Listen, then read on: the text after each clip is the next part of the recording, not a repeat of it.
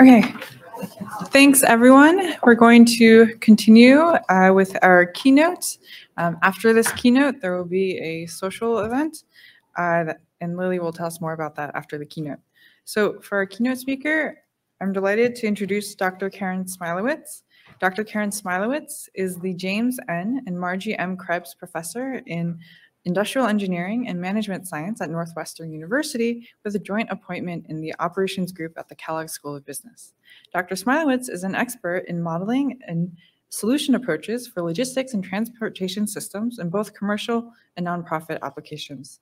Dr. Smilowitz is the founder of the Northwestern Initiative on Humanitarian and Nonprofit Logistics, and she has been instrumental in promoting the use of operations research within the humanitarian and nonprofit sectors through the Woodrow Wilson International Center for Scholars, the American Association for the Advancement of Science, and the National Academy of Engineering, as well as various media outlets. Dr. Smilowitz is an associate editor for Transportation Science and Operations Research.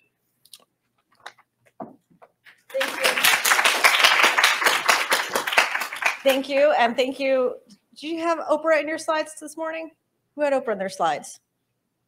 Someone had a picture of Oprah in their slides. They're in front of the table outside. Fair enough, fair enough. So speaking of Oprah, so I do like to walk, so I'm going to try to manage this talk with the microphone. Can you hear me? You can hear me? And the clicker, and we'll see how this goes. I want to make this more interactive, so if you have questions as we go, please ask me questions, and we'll try to make this as interactive as possible. What I wanted to talk about today was just kind of what we're seeing in volunteer management and how that relates to research. This is a slide that Wally Hopp made probably in the 90s. Ajit Tamahani updated it in the 2000s, and then I updated it in 2010. And I really like it because it describes operations research and the relationship between applications and methods, right? So this idea that operations research is a field that is driven by applications to make advances in methods. And I know we've got researchers from many different fields here today, from economics, computer science, information systems. And I think this is true of many academic research areas, or at least it should be true, right? We should be coming up with new methods that allow us to do more in terms of, in particular today, in terms of societal good. And so I think this lines up really well with certainly the talks that I've seen so far while I've been here. So how do you think about making impact with your work, but also as a researcher, for those of you who are still PhD students or assistant professors, at the end of the day, it's still getting our papers published. So how do we think about that tie between the two?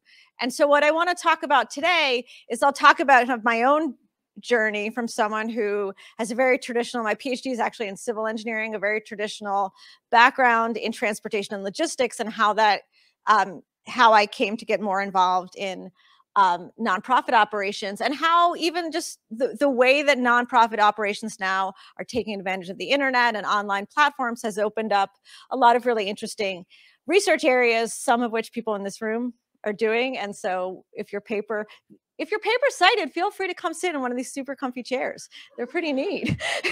No? So then going back to my way back machine with slides, I also looked at, this is a slide that I came up with a long time ago when I started doing work in nonprofits. And I kind of got the question, well, if you're doing work in a nonprofit application, isn't it just taking something that was developed for the commercial sector and then applying it in a nonprofit setting? And I would argue that, in fact, many of the different objectives and constraints that we see in nonprofit settings really force us to do more with our modeling and methods and solution methods. So I would say the answer to that question is no. In fact, there's really interesting work to be done. I also think that it's interesting to see the work go back the other way. So sometimes when you start looking at a problem from a different perspective, you end up discovering something new. Right? So this is what we all hope to do in research, is you look at something different, you come up with something new. And so I'll talk in a little bit about one of my earliest projects, or my earliest research project with a nonprofit with this North Suburban Library System. And then UPS saw me, someone from UPS present this at Inforums, and then said, oh, come talk to us. There's some similarities, some things we can talk about. So that's a very young picture of me going out with a UPS driver. So my own personal experience with volunteer management began with a summer internship in 1992. This picture, this website is not from 1992. They certainly did not, they didn't even have a website in 1992, but I apparently have no pictures of my time there. So it was a summer in college. I had probably taken one linear programming class, maybe a little bit of statistics. And I worked with an organization called Hands On Atlanta. Has anyone heard of Hands On Atlanta? Anyone heard of the City Cares movement? Right, so there's these organizations, Hands On Atlanta is part of City Cares, which are these volunteer clearinghouses. So maybe you're an individual or you are working with a group for your company or your university and you want to volunteer your time. And so Hands On Atlanta is an organization that says, oh, you have time next Sunday, here's an activity, you can do that. So back in 1992, I was like, let's make some Excel spreadsheets and we can run things more efficiently. And that's what I spent the summer doing. It was great. But it really got me interested in in the behind the scenes operations of nonprofits and how you work with volunteers. Fast forward when I started as an assistant professor at Northwestern, like I said, my research is very traditional, or my PhD, very traditional vehicle routing and scheduling. I did a lot of work in trucking, some air transportation. And one of my early projects was with a state-funded agency, the North Suburban Library System, that delivered interlibrary loan material. So you go to your public library to get a book, the book's not there, but it's maybe available at another library. And so this organization will go and pick up the material for you. So this is a map of, this is actually probably like the end of the purple sanitariums, if you remember from the last talk, where you're 41% likely to have your violation processed. Is that right? I remember that. So anyway, this is the area. So this is kind of that bottom, that's Chicago, and then we're going north of Chicago. So when we started working with them, volume was going up. So it's kind of interesting because their demand will go up when the economy is not doing well, right? Because you're less likely to buy a book from Barnes & Noble. Back then you could buy it at Borders, you can't anymore. So their volume was going up. There was more demand for the service, but their budget was not. And so they came to us to look at how can we help them with the routing. And this is a case where, as a nonprofit, it was a really interesting opportunity to also to think about how they determine visit frequency. So we would play around that. You could offer, and in a commercial setting, if you're going to offer more frequency, people are going to pay for it. But here it's a state-funded agency. No one was paying for it.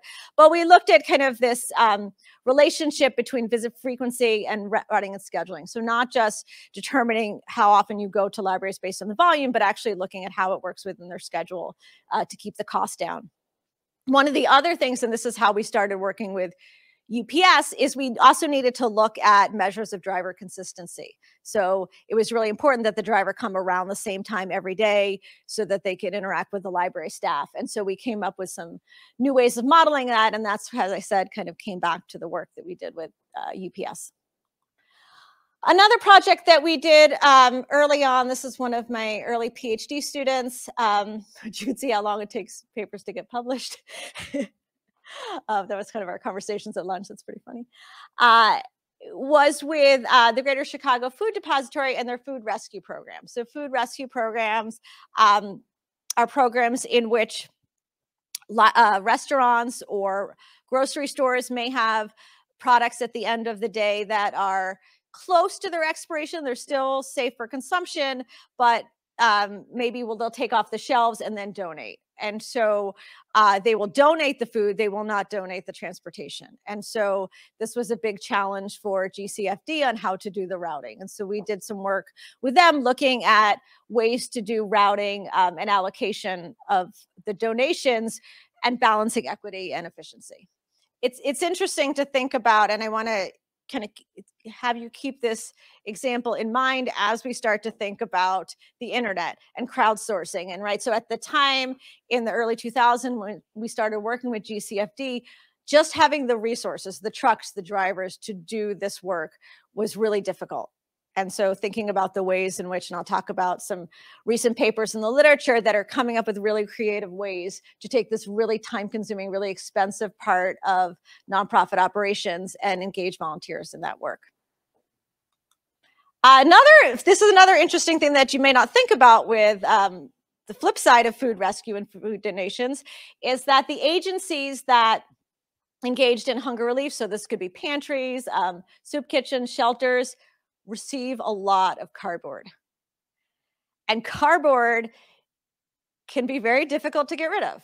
And so the Northside Anti-Hunger Network is a group of agencies that are served by the Greater Chicago Food Depository. And so they came to us, like, we have a network. We don't really know what to, if there are better ways, there's more we can do with this network structure. And one thing that they wanted to think about was how they could do a better job with disposing of the cardboard. Now, the interesting thing about disposing of cardboard is that cardboard in large quantities, if it is baled, can be valuable. But has anyone ever seen a baler? Behind a grocery store, you've seen balers, they're huge. So this is a network of, I can't remember, maybe 20, 30, 40 agencies. Most of them did not have the capacity to have a baler, but some did. And so we worked with them on a very logistical problem of, how many balers should you have? Where should the balers be? What should be your collection policy or your procedures to get the cardboard from the different locations? How many agencies would need to engage in this process in order for it to be worth it? So again, these are the challenges that these organizations are facing kind of in-house. And so as you can imagine, you can start to think about, well, maybe there are ways to engage volunteers in these activities. Just to kind of hit that point, a little bit harder. When I talk about in my classes at Northwestern on nonprofit operations, I talk about, if it's a commercial class, we talk a lot about economies of scale and efficiency, right? You want to just go to a few locations and be really efficient. But that is the exact opposite of what outreach is, right? And there's a great quote from Steve Samuelson about, we could go to one location and use all our resources, but that's not outreach. And so you've got this inherent challenge, and what you want to do is reach communities, but that's incredibly expensive. And then there's the quote from Matt Knott of that restaurants, grocery stores, people are willing to donate food. It's tax deductible, but the transportation, the service is not often donated and becomes the responsibility of the organizations. And it's incredibly expensive for them. So as with everything, now with the internet, we're beginning to see new ideas emerge. And so what I want to talk about today is how are these new ideas changing the way nonprofit organizations operate, and what are some really interesting research questions that go along with that. Another organization that we worked with a lot at Northwestern is the American Red Cross.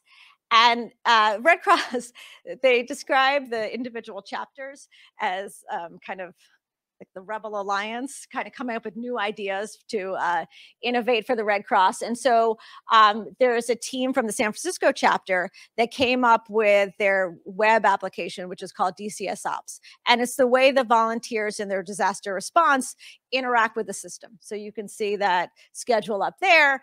The idea is they want to cover a schedule 24 hours a day, 7 days a week with volunteers to respond to disasters. Now, the way a Red Cross responds to disasters, they're not putting out fires, but they're going to be on scene within 90 minutes if you have a house fire, a flood, a larger disaster in which you're going to need some support.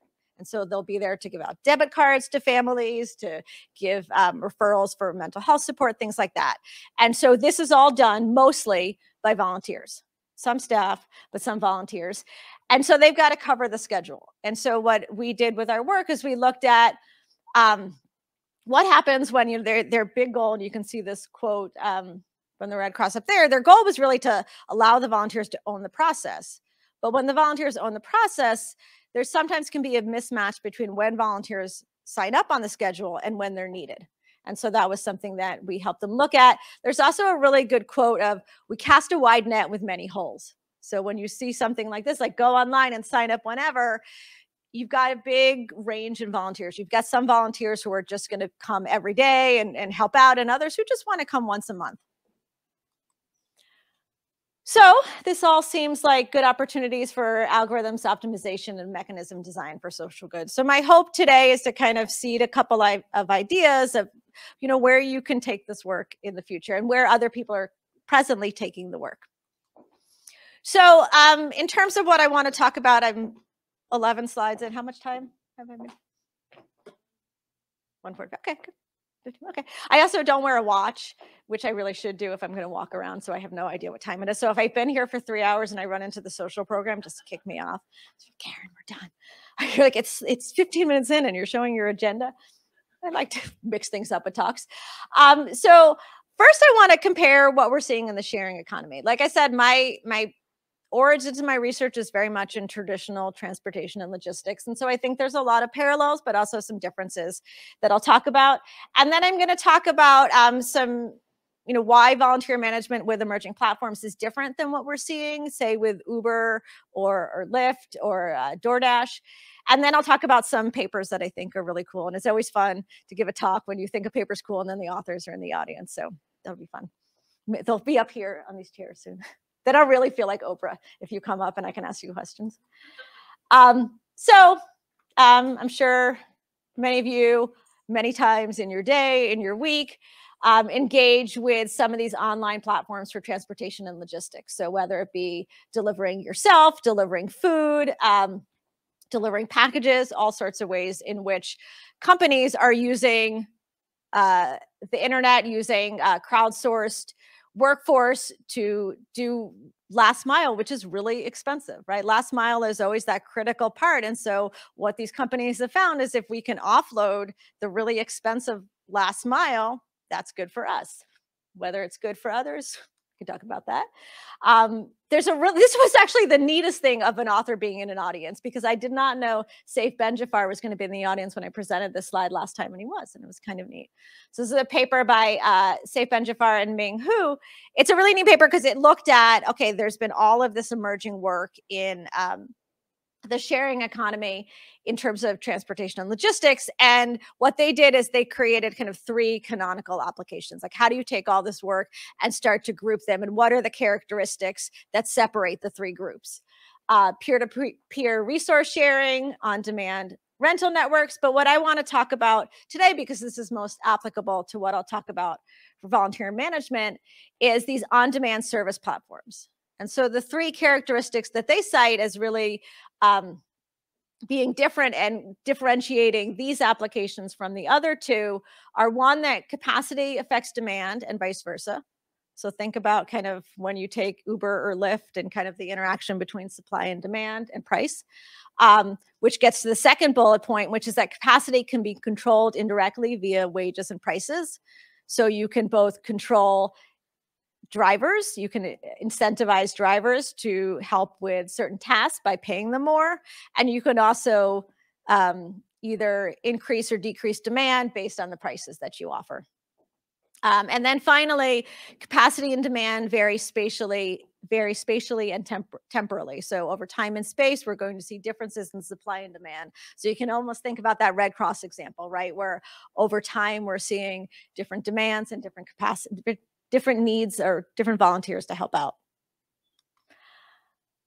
Another thing, if you look at this sharing economy and these platforms, one thing that's particularly true in crowdsourced delivery platforms, so this is, your Amazon Flex, your Roadie, is how you do the scheduling and matching mechanisms. And there's a lot of different options out there. There's pure self-scheduling, a mixed hybrid and centralized scheduling, en route matching. So this is like you're in Walmart shopping and you get, a message that if you want, you could pick up this delivery and send it to someone. And then bulletin board type matching. This is kind of what's been around forever.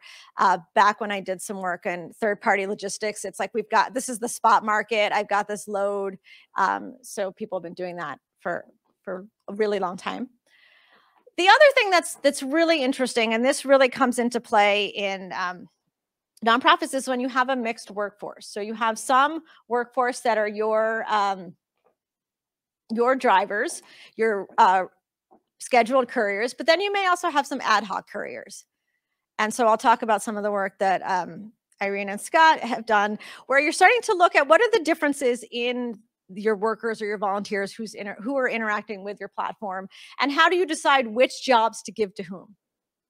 Right? So it all of a sudden becomes, if you want people to engage with your platform as volunteers, as workers, you want to think about, what are you giving them the good jobs? But if you give them the good jobs, what about the regulars that you count on? So some really interesting questions there. So then we're also seeing, so that's kind of what's happening in the commercial sector. And now you're starting to see this on the volunteer side. So I showed you the Hands-On Atlanta. They've got a really neat interface where you're able to volunteer based on maybe your interests. So the Hands-On Atlanta will describe different volunteer opportunities. And so you can say, oh, this seems like I've got 20 people on a Saturday. This seems like the kind of work we want to do. You've got the example from the Chicago Food Bank, which looks at based on time, based on what my availability is for time, I can think about when I sign up. There's another example that I'll talk about in disaster response that looks at over space, where you are and if you can volunteer. So different ways that you can engage volunteers based on what your needs are. So what is the same? What is different? There's a really good paper from MSOM in 2020. This is one of those things that if you asked me what year that paper was, I'd say 2010. And clearly the pandemic has messed all our sense of time. But it's a really good paper from 2020 by Gemma Barangay and Max Shen. It's a broad paper that looks at just in general how nonprofit operations are different from commercial settings, and kind of talks about many different ways in which the operations are different and what this means in terms of research. But in particular, there's one quote that I took from the paper because it's really what a lot of this work focuses on, is that volunteer labor is one of the most distinctive features of the nonprofit sector. So how do you do these massive efforts like the Red Cross or the Chicago Food Bank when you're working with volunteers rather than with paid staff, and what challenges come up? So kind of further on this, what is the same, what is different, let's go back to those canonical applications and the online demand platforms. Capacity affects demand and vice versa. It kind of depends on the application, right? So I'll show you applications where it is true that based on the demand, capacity may change, or vice versa. It may be in disaster response, demand is just what demand is, and it's not affected by capacity. Although you may see, we can talk about this with the application that I showed with the disaster response, that demand is requests for service or requests for help. And if your requests are not being met, demand will eventually go away. So there is, even in those cases, some relationship. Capacity can be controlled indirectly via wages and prices. I think this is one of the areas where it's the most different, right? So in the absence of being able to use prices and wages to match your supply and demand, what can you do, right? So what mechanisms are available if I can't just say, I'll pay you more because I don't pay you, or you'll pay less or you'll pay more when you don't pay anything. So how do we handle that? And then the thing that's the same as capacity and demand varies spatially and temporally. So we still have these really complex matching problems on the platforms. We still want to try to match our supply and demand. We just don't have the traditional mechanisms to do that. A lot of the scheduling and matching issues will be the same. The one that is not the same is that en route matching. You're in Walmart, an order comes in for delivery in Walmart and you take it to the person's house. But otherwise, we'll look at different mechanisms for pure self-scheduling, hybrid and centralized scheduling, and a little bit of bulletin board matching. Finally, this is a quote from that paper on the ad hoc and regularly scheduled couriers. So this is from the work from the folks at Georgia Tech. Crowdsourced delivery platforms face the unique challenge of meeting dynamic customer demand using, I'll cross out couriers and say volunteers not employed by the platform. So in their case, it's couriers not employed by the platform, but here it would be our volunteers. As a result, the delivery capacity of the platform is uncertain. So that's also something that we'll talk about with some of the applications, is that, how do you address uncertainty, and are the ways in which you address uncertainty fundamentally different in a nonprofit setting? To reduce uncertainty, the platform can offer, and in commercial setting, it's a reward. You're paying more. here we're going to go with the vague strategies. And so I think there's a lot of really interesting research in what those strategies should be. And also this idea of that agree to be available to make deliveries for a specified period of time. That is to become scheduled couriers. So, and again, I'll talk about Irene and Scutsworth, because when I read this crowdsourced paper, I was like, oh, it's interesting to think about what is the same and what is different, and how do we think about wanting to change the behavior of those who are engaging with the platform. So pre-platform work in volunteer management is very much like traditional workforce scheduling. So traditional workforce scheduling is I have a set of employees and I have a set of tasks. And maybe those employees have certain skills to complete those tasks. Maybe they have some constraints on when they're available. And I want to do a matching. So you can see how this would be a very large integer program that I want to optimize. So some of the early work in volunteer management looked at, okay, what are the differences between volunteer and staff scheduling? And so a big finding from this paper of Sampson, and if you look at work in volunteer management, you'll see this paper cited a lot, because it looks at if you haven't utilized your resources, they're not going to volunteer in the future, right? So when you think about engaging your volunteers, you have to think about how is it a meaningful experience, right? You're not getting paid in money to be a volunteer, but you want to leave feeling like you made a difference. You did something good. And so how do you think about when you're scheduling your volunteers and you're assigning them to tasks, what their experience is going to be like so that they'll come back in the future? After that, there's been more work that look at not only their abilities, but also looking at the preferences of the volunteers, right? Because volunteers can say no. Now, these early models don't really allow them to say no because they're deterministic models, but thinking about how do you match what the volunteers want to do and kind of minimize the undesirable assignments? There's been some even, still working with these central scheduled. So there's someone at the organization that's going to assign volunteers to the task. There's been some recent work there. One is looking at uncertainty in volunteers, that they may or may not come to do the tasks that you've asked them to do. There's also some neat work looking at, with a centralized scheduler, how do I incorporate volunteers and employees, right? So in the Red Cross example that I talked about, some of those shifts are going to be covered by employees. They had, for a long time, an AmeriCorps group working with them, and so that I would consider their employees. So how do you balance the two? At the same time, kind of that's the work that's going on where you can, like I said, your mental model should be some scheduler deciding what the volunteers are doing. There's been more and more of a push to put the scheduling in the hands of the volunteers, right? So to give them platforms where they have full visibility of what their options are for volunteering, and then they can choose how they want to volunteer. So these are just some of the examples I talked about before.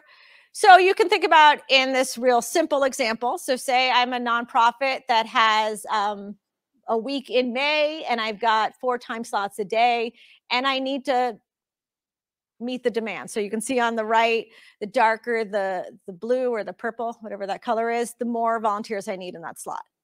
So I put up my schedule and I let volunteers start signing up according to their availability and their preference. And as you can imagine, over time, what I might find is when I have more volunteers is not necessarily when I need those volunteers.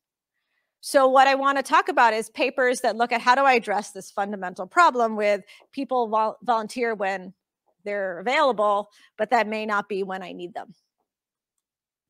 So there's been some really interesting work in the literature coming up with different ways to address these problems. And so I'm going to talk about some examples of all 5 of these: recommender systems, dynamic staffing levels, active notification of opportunities, enticing commitment to opportunities. So kind of this idea of getting the ad hoc to become more regular, and guiding choices in self-scheduling. Questions so far? No? I'm going to have a sip of water. So if you have a question, that would be a great time.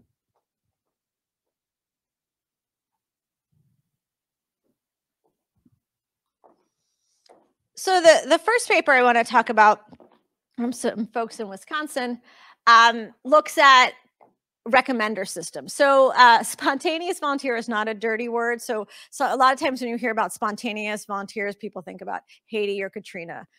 huge disaster, people flood to an area, and when people show up, say, I want to help, and too many people helping without coordination can be a big problem. You've probably seen the articles about people donating wedding dresses after Katrina. Not exactly what people needed right after. And so this organization that they partnered with is, their focus at crowdsourced rescue is to make spontaneous volunteer not be a dirty word. So the idea that if people want to volunteer, that is awesome. And let's try to coordinate it so that we're volunteering in a way that's productive. So the way that their work looks at a task recommender system. So you log on, you see this map of all these activities. It seems a little overwhelming to me. I would log on and not know exactly what I wanted to do. And so they'll recommend some tasks. And so what they do is over time, they iteratively look at the weights for the tasks that they recommend and consider what is the likelihood that others also want this, right? So some kind of shadow price of, are others going to cover this cost? And if not, or this task, and if not, if it's a task that someone is willing to cover that wouldn't otherwise be covered, that should be high on the recommender list. So and as you can imagine, there's a lot of opportunities here, right? So you can think about different mechanisms for this recommender system where you're looking at the urgency of the task, you're looking at the likelihood that others would do this. You may also be looking at, again, going back to the Samson work, what is the experience of the volunteer, making sure that they're doing something that is close to what they might, where they live or where they want to help out. So a lot of really interesting work to be done following this work. Another really neat idea is dynamic staffing requests, right? So I showed some of those examples of the Hands on Atlanta says, okay, I've got an opportunity for 20 volunteers on a Sunday. And so this is a really good paper that looks at, given uncertainty, how do I decide? Should it be 20? Should it change from 15 to 30? And so the application they look at is gleaning operations. So gleaning is, and this is, I'm going to probably murder this, and if someone can define this better, please come up and do so. But you're a farmer. You have a big field of farm produce. And the marketing conditions may be such that the cost to harvest that field is not worth the profit you would get. And so in those cases, the farmer may say, volunteers can come and glean my fields. And then you can use the food for hunger relief, but you have to provide the volunteer labor to glean, right? So you can imagine where there's a little bit of uncertainty here of when this is going to happen. And so this paper is working with an organization that has a really neat platform for volunteer opportunities. And if you can see, it does show you how many, 10 of 10 volunteers filled, 5 of 7 volunteers filled. So they looked at, how do you decide how many volunteers you need? Now there's uncertainty in whether or not the volunteers will show up. They're not going to be paid, so they could just say, I'm not going to show up. So then you might say, okay, well, let's just make that big. If I only need 10, I'm going to say I'm going to have 20. But there's another issue with volunteers. If you volunteer today, you're probably not going to volunteer tomorrow. So what the paper looks at is, how do I manage this trade-off between wanting to make sure I have enough capacity, enough buffer capacity in case my volunteers don't show up, but I don't want to have so much that I've now put those volunteers on hold and I can't use them tomorrow or the next day. I also want to make sure that when they go, that I don't have too many that I can't use, right? So I want them to have a meaningful experience. So you can start to see these really difficult decisions to wrestle with, where I have to think about what I need today, but also what I need in the future. And this gets into also that in the canonical applications about capacity and demand being related, because if you are the farmer who has said, please come and glean my fields, and then you don't have enough volunteers to come, are you going to come back to the platform, right? If you didn't have a successful experience. So there's a lot of issues involved in this trade-off of how you decide how many volunteers. So setting the number of volunteers you need is a really good way to match supply and demand. But you can see, even in that case, when there is uncertainty of how many volunteers I need, it becomes difficult to set those thresholds. So it's a really cool paper. I highly recommend it. I recommend all of these papers. Definitely this paper. So this is work that Scott did with Vahida Manchetti, online policies for efficient volunteer crowdsourcing. So this is kind of like if you took the work that I did 10, 15 years ago with Chicago Food Bank and now moved it into the future with the internet. It's kind of how that happens. But the idea is, again, you've got food rescue, where you have donations and you have agencies that are receiving. And Scott, come up and correct me if I say anything wrong. You have food, you have the donors, and you have the agencies receiving it. And like I said, you saw in the example from Chicago Food Bank, that's really expensive to do that work, do it in-house. And so now the organizations are getting into online platforms, right? To be able to say, here's a really good way for you to volunteer. If you've got some time and you've got a car, I've got food that needs to move from A to B. And will you do that?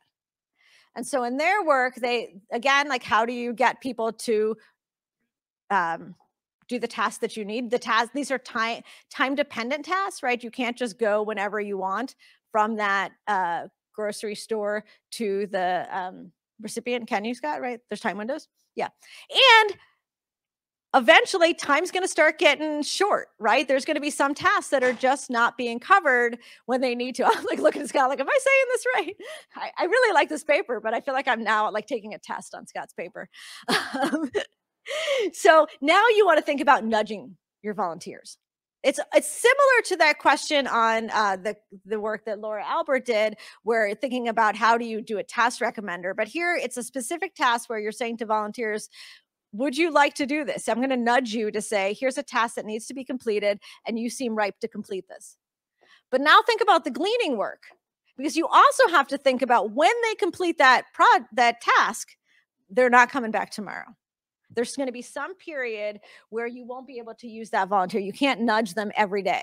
So how do you think about who I need today for this task versus reserving them for later? Did you do it good? Yeah. So you can see how all of a sudden these problems are starting to end up with these mechanism problems that were much once, you know, when I looked at them, very much operational, very much a routing, a scheduling, a resource allocation problem. Now we're starting to think about the mechanisms we can use for volunteers, which are, again, very different than if this were Uber Eats or DoorDash, where I just say, I'm going to pay you to come do this. Now I have to think about how do I incentivize volunteers, but also how do I make good use of my volunteers, because I won't have them for a while afterwards. And then work that now Irene and Scott are looking at is, and this is just so neat because there's so many interesting parallels in the trucking industry in terms of the spot market and contract work. And so many of these tasks are periodic. So now, Irene, too, you can say, no, that's not really what happened.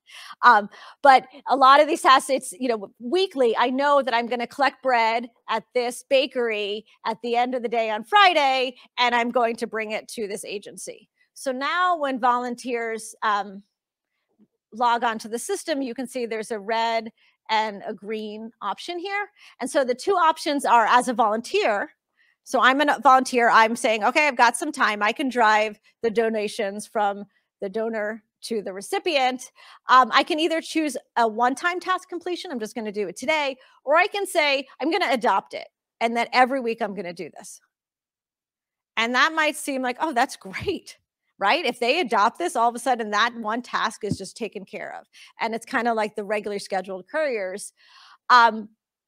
And that's nice because, again, with the gleaning operation, if the donors feel like their tasks are being covered, if I say I've got food to donate and I know I can rely on this organization to move my donations from A to B, this is great. I'm going to keep going. If I don't, I might be reluctant to go to this website anymore because I'm like, it's Friday afternoon, no one's collected the bread and it's just sitting here and I need someone to do that. The challenge is if I make all of the options adopt, then what happens to my spontaneous volunteers when they want to come and claim, right? What jobs do I leave for them? And so, and we were talking about this at lunch, and I think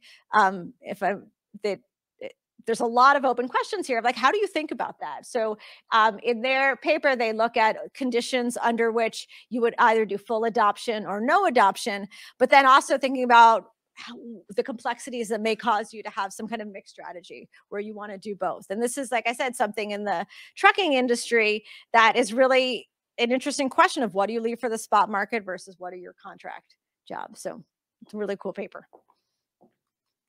The last paper I want to talk about is some of the work that we've been doing with the Red Cross. And so at the Red Cross, like I said, they have this weekly schedule that they want to cover. So it's up there.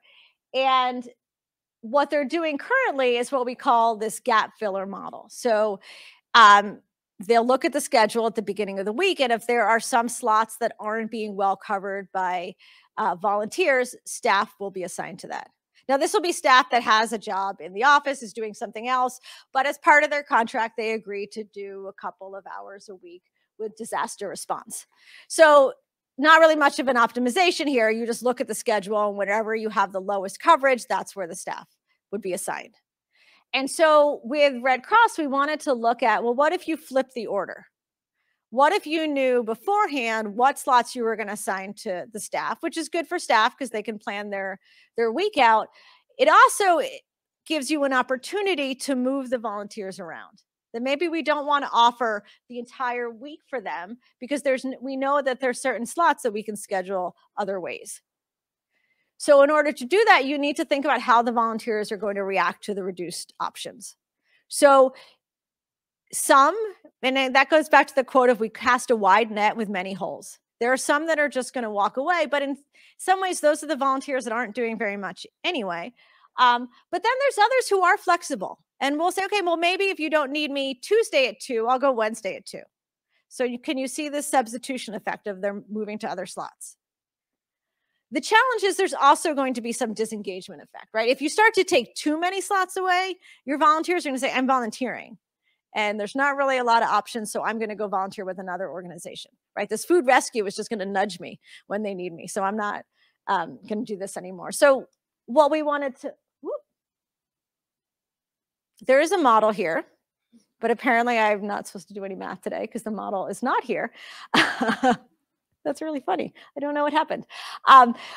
The challenge here is you have to model the reaction of the volunteers. Now, we had a really good plan pre-pandemic to pilot this and actually see how they would react to limited options. And then the pandemic happened and it changed the way they did disaster response. And so instead we did just a online choice exercise, which we got response from very engaged volunteers, but not quite enough to calibrate a model. So we did some other workarounds there. The challenge is, in this case, the choice sets are really complex, right? So traditional discrete choice models is I have a bunch of options and I'm going to choose one.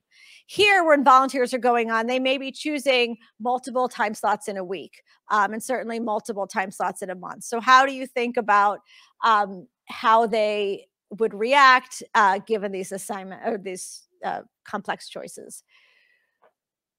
So hopefully, my hope today was that these ideas would give you some opportunity to think about how can we do a better job with nonprofit operations. And hopefully also that there's some really interesting research questions here in terms of mechanism design, algorithms, optimization, and really neat problems. And so, I thought, if we have some time, it's also just a way to think about these early applications. And if you were now at the North Suburban Library System or the Northside Anti-Hunger Network or the Chicago Food Bank, how would you think about platform design to improve operations and to address these really costly last mile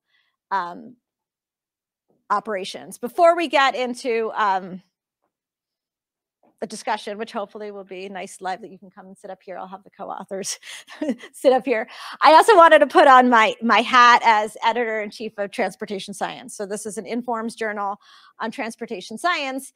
And one thing that I'm really interested in as editor-in-chief is bringing in more voices to the journal and really looking at important societal problems. And so when I became editor almost 2 years ago now, one thing we did is we divided the journal into areas. So the journal used to just be editor-in-chief and associate editors, and now we have these topical areas.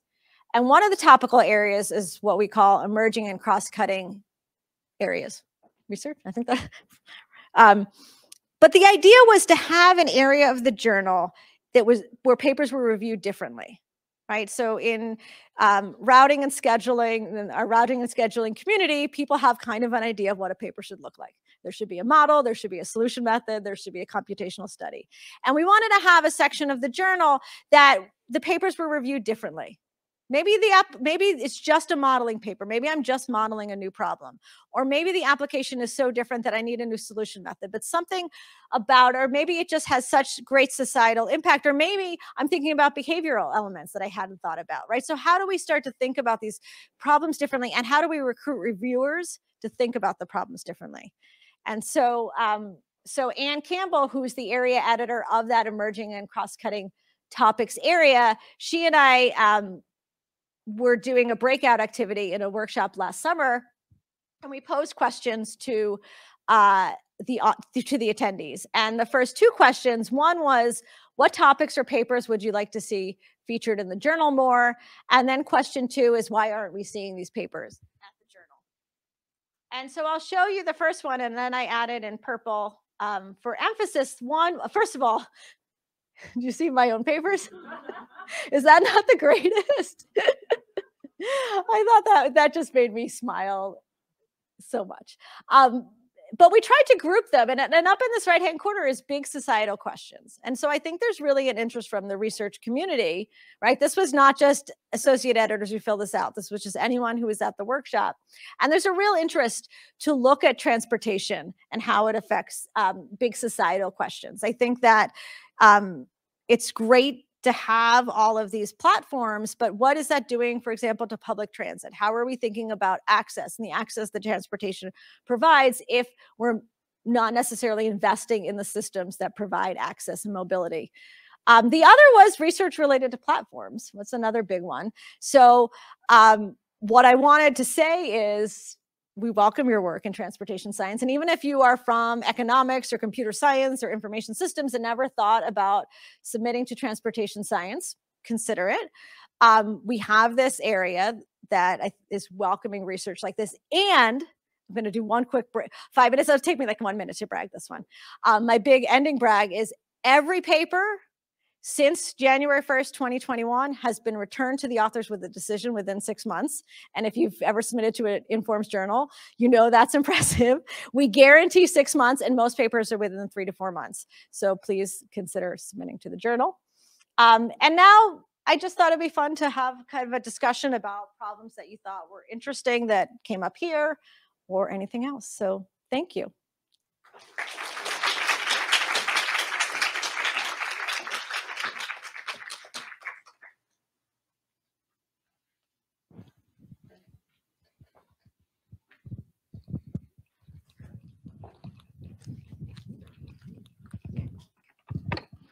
Thanks so much. Oh, sorry, this was loud. Hi, my name is Emily. I don't work in the transportation space, but I was curious if you could comment on the role of the person who's deciding what platform to use in these circumstances. So I worked in like restaurants where scheduling software is chosen usually by someone I've never met, whereas in like a nonprofit space, some of them are much smaller and more dynamic. And I was curious if you've seen any differences in motivation among the people who ultimately decide on the platform.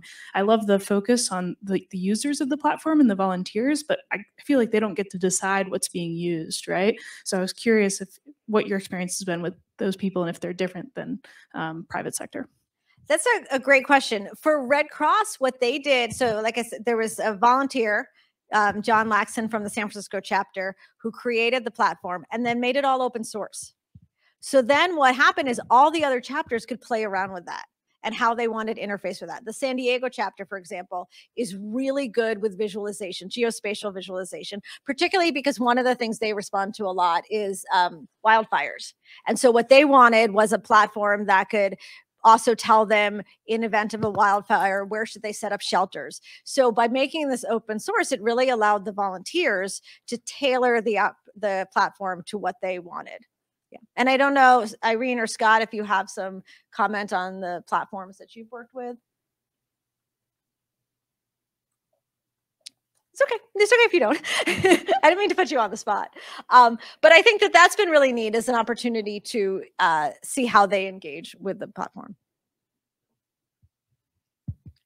One of the other challenges with platforms is that, particularly with some organizations, volunteers tend to be older and retired, because that's when you have time to volunteer. And so it's interesting to make sure that, as we're talking about volunteers or platforms, we also have to think about the demographics of the volunteers and make sure that they match. Thanks so much for such an informative talk. I was just thinking about how people in behavioral economics when they study pro-social behavior, they spend so much time thinking about norms, right? It's like behavioral norms, beliefs about what other people find is appropriate in terms of volunteering, how much to volunteer, when to do it, all this stuff. And I'm thinking, because this action space here is so complex, right? Like if you add that whole social signaling part on top of it, it's like intractable. But I'm just thinking, I'm just wondering, are there interaction with the social environment in some of these studies? Yeah, it's interesting because in volunteers, there's very much this 80-20 rule. 80% of the work is done by 20% of the volunteers. And so that's why I think, this the work that Irene and Scott are doing with the committed versus the claiming is interesting, because how do you design a system that works for both? Right. And Red Cross was a really good example. And I had that quote about, we cast a wide net. Yes, they have their volunteers that are just tried and true, they can always depend on. But when you need to scale up for a bigger disaster, you need to make sure that you have a really big pool. So I think it's important to be able to, in the models, incorporate the motivation, the behaviors of both sets. And this is just, even that is a generalization, say there's just two sets, but there's so many different types of volunteers. And so what's really neat about the Red Cross system is we have such rich data on how often people volunteer, how long they've been in the system, what their experiences have been like. So that one of the things that my student did was just start to cluster volunteers, to start to think about what their behaviors are. And so that's more empirical, just based on the data that we have, but their patterns are so different. And so even when we were looking at some of these models, it's how do you account for the fact that there are these different classifications of volunteers? Good question. Thanks. Thank you so much for highlighting such a breadth of work, including your own, in this space. I was curious if you've looked much into the receiving end of this. So if you're looking at the not just which volunteers are being matched, but where they're getting matched to, and if there's any noticeable patterns in terms of, this organization or this drop-off location, for example, tends to get a higher percentage of volunteers who return, and that might change your mechanisms to, maybe you want to bring more new volunteers there because then they'll keep engaging in the system. Yeah, and what's neat is that with these platforms, now you get this really rich data. So you can see, think about the Hands-On Atlanta example, right? Because now you know who matched for what, and then you can track if they came back. We tried to do this with Red Cross to see, because it goes back to that Samson work, right? So we know that the more meaningful the experience, the more likely the volunteer is. So how do you quantify that? So we looked at, like I said, with the Red Cross, what they're doing on site is they're giving debit cards, they give teddy bears to kids, right? So we wanted to see, is there something in those records that we could somehow quantify what the experience was like? Another conversation we had at lunch today was also about who you're volunteering with. Right. So a lot of these organizations will try to match a new volunteer with a veteran volunteer. And so are there certain veteran volunteers that are really good at bringing in new volunteers? So I think that there's a lot. And it's interesting because back when my logistics hat, if it's not gone, it's sort of the journal, but we did work with a third-party logistics provider that did spot market transaction. So you're a carrier, I've got to get this truckload from New York to New Orleans tomorrow. And I post the load, and then they just start calling people. But there was no record of them who they called, right? So we were trying to do some modeling, but a lot of that was just lost in the transaction. Then we started working with Red Cross, and they show us their system. We're like, oh, we call this person, we call this person, we call this person. I'm like, wait a minute. So I think that the move to platforms has also just given such rich data that, you know, for those of you engaging in research, there's so much neat stuff that we could look at to start to quantify what the experience was like and who said yes and who didn't.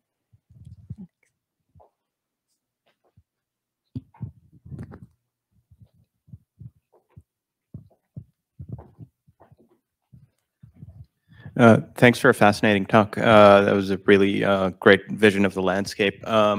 I guess I'm wondering, and it's sort of been touched upon, I think, but I'm going to ask it kind of explicitly about essentially what is the role of when you've got all these different nonprofits that need volunteers, right? That's implicitly like competition in the space for volunteers. And they could be using these different mechanisms and so on and so forth to try to do that. But at some level, it's different than the standard economic competition, right? Because these are all working for their vision of social good. And so I'm just curious about, you know, your thoughts about that dynamic and how the competition for volunteers and the different mechanisms that different nonprofits might use affects the overall landscape here. That's an awesome question. And it's neat because we kind of, from a single organization perspective, think about that with this disengagement, that if I limit too many options, my volunteers are going to go, but they're going to go somewhere. I have to imagine that there's some work on like donors that would be relevant here, right? So how donors choose where they're going to, who they're going to support, right? And that same idea, right? There's some limited pool of donors out there financially, and how do people decide where they're going to donate? And is there, now can we think about with these platforms, the what that would be? The challenge is, how do you share the data across organizations? They ask that question. I don't know, but that's a neat question. I like that.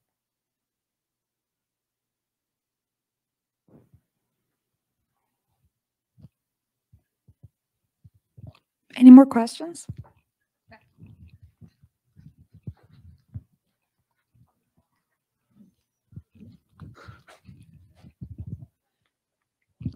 Hi, this is really interesting. This is like kind of a comment, but I've been working with like a lot of nonprofits over the last couple of years, and they're like smaller, but it's been really interesting to see them like get grants, and then them trying to figure out like how they want to compensate the people on the team versus like having volunteers. So that's a discussion I've been a part of a lot recently. So I was wondering if you had any more insight to share on like these platforms in relation to combining volunteers and employees, and like how that kind of works.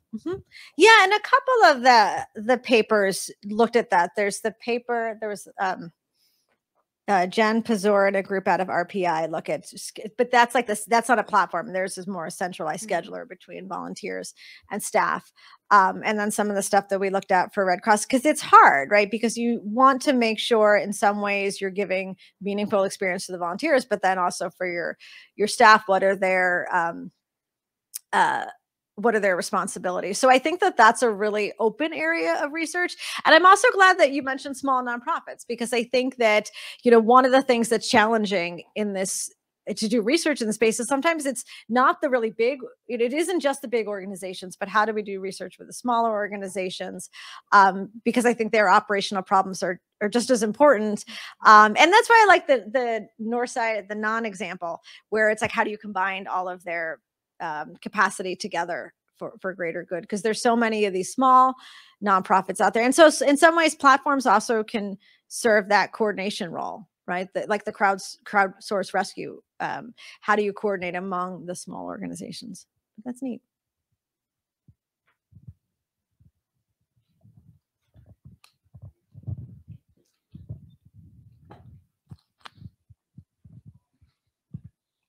Any more questions?